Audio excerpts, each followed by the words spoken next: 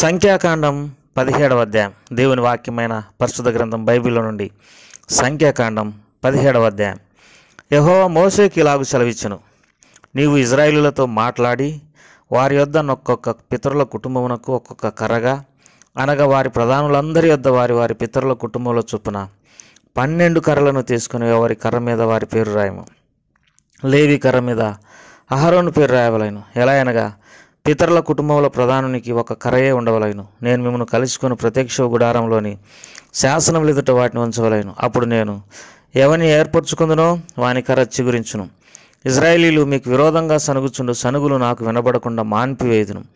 కాబట్టి మోషే ఇశ్రాయేలీయులతో చెప్పగా వారి ప్రధానులందరూ తమ తమ పితరుల కుటుంబములలో ఒక్కొక్క ప్రధానునికి ఒక్కొక్క కర్ర చొప్పున 12 కర్రలను అతనికి ఇచ్చిరి.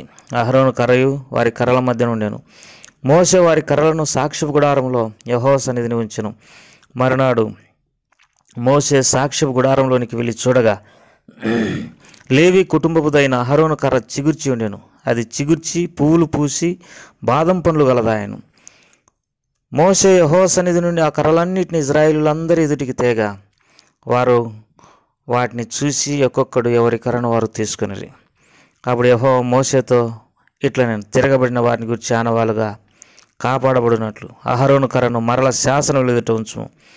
వారు చావుకున్నట్లు నాకు వినపడకుండా వారి సనుగులను కేవలం అణచి మాన్పివేసిన వాడవదు. అప్పుడు యెహోవా మోషేకు ఆజ్ఞాపించినట్లు అతడు చేసెను. అలాగుననే చేసెను. అయితే ఇశ్రాయేలీయులు మోషేతో ఇట్లనిరి, ఇదిగో మా ప్రాణములు పోయినవి, నశించిపోతిమి, మేమందరం నశించిపోతిమి. యెహోవా మందిరమునకు సమీపించు ప్రతి వాడును సచ్చును, మేమందరం చావాల్సి ఉన్నదా అని పలికిరి. ప్రభు ఈ వాక్య భాగాలను మన కొరకై దీవించి ఆశీర్వదించునుగాక. ప్రియమైన సోదరీ సోదరులారా, ఈ సంఖ్యాకాండంలో అనేకమైనటువంటి ఆపదలు, కష్టాలు, శోధనలు ఇశ్రాయేలీయులకు వారి యాత్రలో సంభవించినట్లు మనం ఎరుగుదాము. మొదట జనులు ఆయాసం గురించి సనిగినారు. మరి దానివలన దేవుడు కోపగించుకున్నాడు, వారిలో మంట పుట్టింది. లేకపోతే దాన్ని బట్టి దేవుడు ఎంత బాధపడుతూ వచ్చినాడు. తర్వాత మిశ్రిత జనం మాంసాపేక్షను అధికంగా కనపరుస్తూ వచ్చినారు. దాన్ని బట్టి తెగులు వచ్చి అనేక మంది చనిపోయినారు. ఆ తర్వాత అహరోను, మిరియాము వీరు కూడా మోషే మీదకి తిరగబడుతూ వచ్చినారు. దాన్ని బట్టి మిరియాముకు కుష్ఠరోగం వచ్చింది.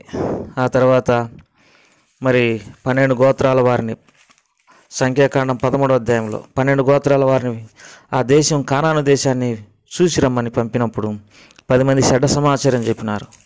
దానివలన ఎంతో కలవరం ఏర్పడింది. ఆ తర్వాత మరి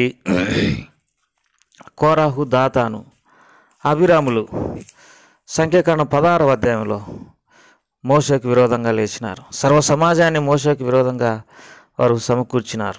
దాన్ని బట్టి దేవుని కోపం 250 మంది సమాజం ముఖ్యులైనటువంటి అధిపతుల మీద, తర్వాత దాతాను, కోరహ, అభిరాముల కుమారుల మీద దేవుని కోపం రగిలి వారు నశించిపోయినారు. ఈ పరిస్థితులన్నీ చూస్తున్నప్పుడు నిజంగా ఎంతో మరి కొంచెం మనము దేవుని యొక్క వాక్య వెలుగులో మరి మనం ఎంత జాగ్రత్తగా ఉండాలో, ఎంత భయభక్తులతో ఉండాలో, ఎంత వాక్యం మీద, దేవుని వాగ్దానముల మీద విశ్వాసం ఉంచాలో మనకు బోధపడుతుంది. ప్రియమైన సోదరి సోదరులారా, మనం ఆయాసపడకూడదు. ఎన్ని సమస్యలు వచ్చినా ప్రభు వైపు చూస్తూ మరి ఓపికతో విశ్వాసంతో ముందుకు సాగవలసినటువంటి వారమంటున్నాం. ఆ తర్వాత మాంసాపేక్ష. ఈ లోకంలో అనేక ఆపేక్షలు మనకు కలుగుతూ ఉంటాయి. మరి క్రీస్తు సంబంధులు లోకమును దాని దురాశలతో సెలవు వేసినారని దేవుని వాక్యంలో రాయబడింది. రకరకాల ఆపేక్షలు మనకు వచ్చును. అయితే అవన్నీ కూడా దేవుని యొక్క వాక్యము ద్వారా, దేవుని ద్వారా సరిచేయబడి దేవుని విధానంలో వాటన్నిటిని మనము పొందుకొనవలసినటువంటి వారమైంటున్నాం. ఆ తర్వాత మరి మోషే వివాహ విషయంలో అహరోను, తర్వాత మిరియాములు మోషే మీద సనుగుతూ వచ్చినారు. ప్రియమైనటువంటి సోదరి సోదరులారా, దేవుడు మోషేకి ఎంతో సమీపంగా ఉంటాడు అని దేవుని వాక్యంలో మనం ఎరుగుదాము. దేవుని వాక్యంలో స్నేహితుడు తన స్నేహితునితో మాట్లాడినట్టు దేవుడు మోషేతో మాట్లాడుచుండేటటువంటి వాడు. ఎంత దగ్గరగా దేవుణ్ణి ఎరిగినటువంటి వాడు మోషే. ద్వితీయోపదేశకాండం చివరి అధ్యాయంలో మోషే గురించి ఒక శ్రేష్టమైనటువంటి మాట రాయబడింది. ఆ మాట దేవుని వాక్యంలో ద్వితీయోపదేశకాండం చివరి అధ్యాయంలో చదువుకుంటాం. ద్వితీయోపదేశకాండం చివరి అధ్యాయం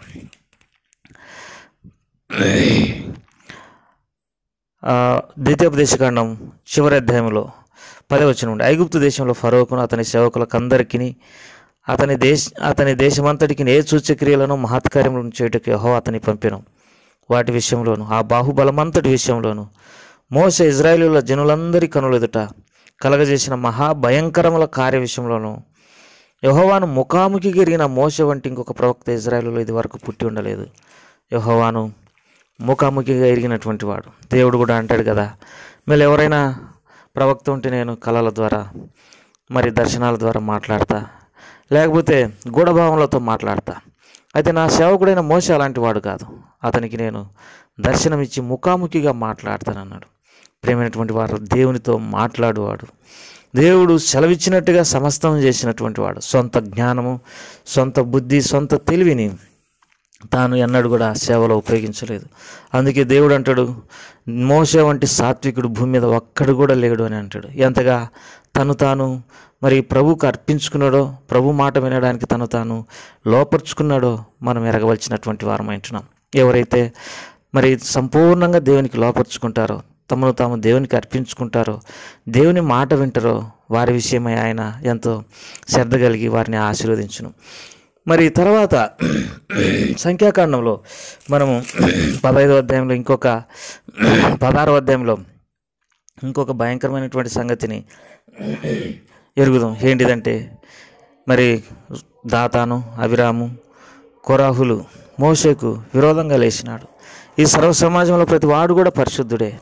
మీరెవరు కూడా మరి దేవుని సంఘం మీద మీరు మరి ప్రభుత్వం చేయకూడదు, మిమ్మల్ని మీరు గొప్ప చేసుకోకూడదని వారు మోషేకి విరోధంగా 250 మంది ఇజ్రాయేల్ పెద్దలను పోగు చేసినారు. సర్వ సమాజాన్ని వారి మీదకి పోగు చేసినారు.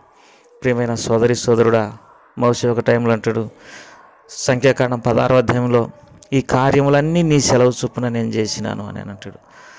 ఇంతగా ధైర్యంగా చెప్పగలిగినటువంటి దైవ సేవకుడు తన సొంతంగా ఏమీ కూడా చేయలేదు. దేవుడు ఏది చేయమంటే అది చేసినటువంటి వాడు. అయితే ఇప్పుడు దాతాను, అబీరాము, కోరాహులు ఏమంటారంటే, మా మీద నువ్వు ప్రభుత్వం చేయుచున్నావు, మా మీద నువ్వు గొప్ప చేసుకుంటున్నావు, మేము నీ మాట వినాం, ఈ సర్వ సమాజంలో ప్రతి వాడు కూడా పరిశుద్ధుడే అని మోషే మీదకి, సర్వ సమాజాన్ని, అహరోను మీదకి, సర్వ సమాజాన్ని వ్యతిరేకంగా నిలబెట్టినాడు. అయితే దేవుని కోపం రగిలి ఆ 250 మంది, ఈ 3 కుటుంబాలు అందరూ నశించిపోయినారు. అయితే ఇందులో ఇంకొక సంగతి కూడా మనం గమనించాల్సినటువంటి వారమంటున్నాం. ఈ సర్వ సమాజంలో ఉన్నటువంటి ప్రజలు మోషేను, అహరోను ఏమని మాట్లాడతారో చూడు. సంఖ్యాకాండం 16వ అధ్యాయంలో 41వ వచనం, మరునాడు ఇజ్రాయేలుల సర్వ సమాజం మోషే అహరోనులకు విరోధంగా సనుగుచు, మీరు యెహోవా ప్రజలను చంపితిరని చెప్పి సమాజం మోషే అహరోనులకు విరోధంగా కూడాను. ఇప్పుడు దేవుని ప్రజలను చంపినారంట. ఎవరు? మోషే, అహరోను. దేవుడే ఎన్నోసార్లు ఈ ప్రజలను, ఇజ్రాయేలీయులను నశింపజేస్తానన్నాడు. ఆ మాట దేవుని వాక్యంలో మనము మరి చూసేదాం. అయితే మోషే, వద్దు ప్రభువా, మరి ఐగుప్తీయులు వారి దేవుడు అరణ్యంలో వారిని నశింపజేయడానికి తీసుకొని పోయినాడు అని అంటారు అని అనేకసార్లు అడ్డపడుతూ వచ్చినాడు. అంతేకాదు, దేవుడు అంటాడు, నీ సంతతి మూలంగా నేను మరి ఆశీర్వదిస్తాను, నీ సంతతిని ఆ దేశాన్ని ఇస్తాను అన్నప్పుడు ఎంతమాత్రం మోషే ఒప్పుకోలేదు. అలాంటి వ్యక్తి మరి దేవుని ప్రజలను చంపేటటువంటి వాడా? ప్రియమైనటువంటి వారలారా, మరి దైవ స్పర్శ లేకపోతే దైవ ఆలోచనలు లేనటువంటి ప్రజలు ఈ రీతిగానే గొనుగుదురు. ఇప్పుడు ఇవన్నీ ఎరిగినటువంటి దేవుడు మోషేతో ఒక మాట చెప్పినాడు. ఇజ్రాయేలులతో మాట్లాడి వారి పితరుల కుటుంబంలో పెద్దగా ఉన్నటువంటి వారిని ఒక్కొక్క కర్ర తీసుకొని రమ్మని చెప్పినాడు. 12 కర్రలు వారు తీసుకొచ్చినప్పుడు అహరోను కర్ర మీద అహరోను మరి పేరు రాయమని చెప్పినాడు. వాటన్నిటినీ దేవుని సన్నిధానంలో ఉంచినప్పుడు, ప్రత్యక్ష గుడారంలో ఉంచినప్పుడు, శాసనంలో ఎదుట ఎవరి కర్ర చిగురించి మరి పువ్వులు పోయినో వారే దేవుని చేత ఏర్పాటు చేయబడినటువంటి వారని మీరు గ్రహించుడని చెప్పినప్పుడు వారు 12 కర్రలు తీసుకుని వచ్చినారు. అహరోను కర్ర మీద మరి అహరోను పేరు రాయబడింది. అయితే ఉదయం అయ్యేసరికి అహరోను కర్ర చిగుర్చి పువ్వులు పూసి బాదం పండ్లు గలదాయినాయి. ప్రేమైనటువంటి వారులారా, దేవుడు ఏర్పరచుకున్నటువంటి వారు చిగుర్చెదరు, పువ్వులు పూయెదరు, మరి ఆశీర్వదించబడెదరు. జ్ఞాపకం చేసుకునండి, ఈ లోకంలో నకిలీ మనుషులు ఉన్నారు, దేవుని ఏర్పాట్లో లేనటువంటి వాళ్ళు ఉన్నారు, దేవుని ఏర్పాట్లో ఉన్నటువంటి వాళ్ళు ఉన్నారు. లౌకికమైనదేదో ప్రతిష్ఠితమైనదేదో మనం ఈ కాలంలో గుర్తుపట్టడం కష్టంగా ఉన్నప్పటికీ దేవుని వాక్యం సెలవిస్తుంటున్నది, ప్రభు తన వారిని ఎరుగును, ప్రభు పునాది స్థిరంగా ఉన్నదని. ప్రియమైనటువంటి వారులారా, ప్రతి సేవకుడు, ప్రతి పాస్టరు, ప్రతి విశ్వాసి వీళ్ళందరూ దేవుని చేత ఏర్పరచబడినారు అని అనడానికి వీలు లేదు. దేవుని చేత ఏర్పరచబడినటువంటి వారు చిగుర్చెదరు, పువ్వులు పూచెదరు, బాదం పండ్లు కలిగినటువంటి వారుగా ఉన్నారు. చాలాసార్లు సేవకులు, పాస్టర్లు అనేటటువంటి వారు సంఘస్థుల ద్వారా దీవించబడాలని కోరుకునేది ఇది ఒక ఎత్తు అయితే, సేవకుని ద్వారా, దేవుని దైవజనుని ద్వారా ప్రజలు ఆశీర్వదించబడి వారి కుటుంబాల్లో మేలు పొందడం ఇంకొక ఎత్తు. ఈ దినాలలో అనేక మంది మరి ప్రజల ద్వారా ఆశీర్వదించబడి వాళ్ళ సొమ్ము సొత్తుల ద్వారా మేలు పొందాలనుకునే వారే ఎక్కువ సంఖ్యలో కనబడుతూ ఉన్నారు. దీన్ని బట్టి మనకు అర్థమయ్యేది ఏంటంటే వీరు దేవుని చేత ఏర్పరచబడినటువంటి వారు కాదు. ప్రియమైనటువంటి వారులారా, దేవుని వాక్యంలో దేవుని సేవకుడు ఎక్కడ ఉంటాడో దేవుడు అక్కడ ఉంటాడని దేవుని వాక్యం రాయబడింది. దేవుని వాక్యంలో రాయబడింది, తాను పంపిన వానికి కొలతలేనటువంటి ఆత్మను దేవుడు అనుగ్రహిస్తాడని దేవుని వాక్యంలో రాయబడింది. దేవుని వాక్యంలో రాయబడింది, మరి నా సేవకుని నోటి నుండి వచ్చి ప్రతి మాటను నేను రూఢిపరిచెదను అని దేవుని వాక్యంలో రాయబడింది. ఆయన ప్రవక్తలను నమ్ముకునుడి, అప్పుడు మీరు కృతార్థులవుదురని దేవుని వాక్యంలో రాయబడింది. ఇంకా దేవుని వాక్యంలో ఈ మాట మనము మరి చూచెదము, తన సేవకుని క్షేమం చూసి ఆనందించు యెహోవా.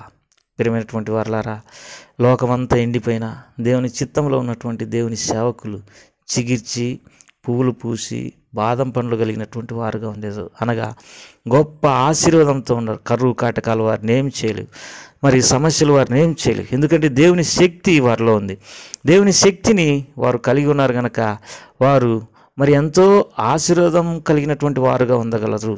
అందుకే దేవుని వాక్యంలో మాట్లాడబడింది, దేవుని శక్తి ద్వారా కాపాడబడుచున్నటువంటి మనము, దేవుని శక్తి ద్వారా భద్రపరచబడుతున్నటువంటి మనం.